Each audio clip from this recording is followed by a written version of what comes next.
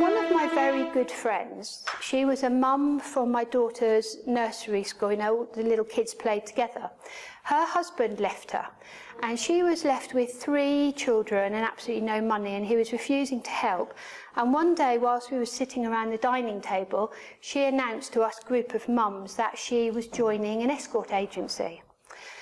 And to be honest, I was completely terrified about that. I knew, you know, sort of nothing really about the sex industry. I still knew quite very little about sex and nothing about industry at all. And I was really worried that this girl was going to be chopped up and made into sausages. And bearing in mind, I say, it was the very end of the 1980s, we were just mums and virtually nobody had mobile phones in those days. And the situation was that the agency would phone my friend and send her to a hotel or to somebody's house, and she would drive herself. And nobody knew where she was or where she was going and if she was okay. And of course, there were no phones and no way of communicating as there are now. Most of you look too young to remember those days when there were no phones. But it was true. It happened, really, black and white days.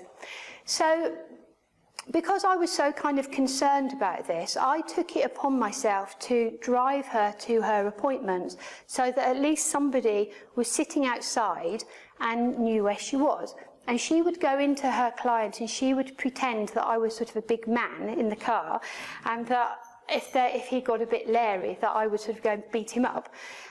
So luckily that we never had to deal with that. But that was the kind of way that it all started.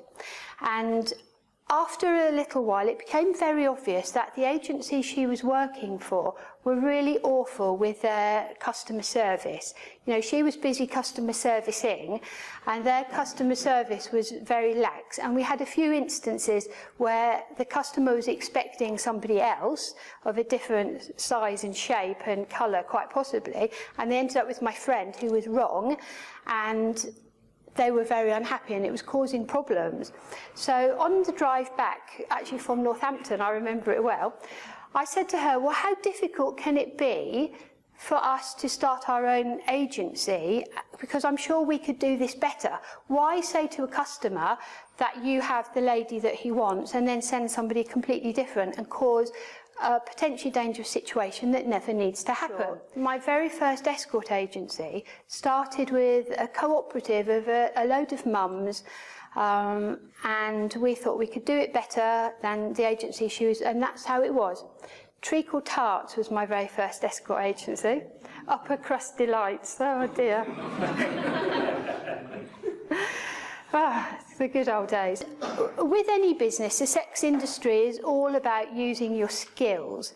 And customer servicing for me is kind of something that comes really, really naturally. And kind of running a business, understanding the customer and understanding what they want, even though I didn't know the words. But about making customers happy. So I very much ended up in the role as phone answerer and sort of arranger of things, which is very illegal, but we'll come on to that in a minute. And the girls kind of did what they were best at.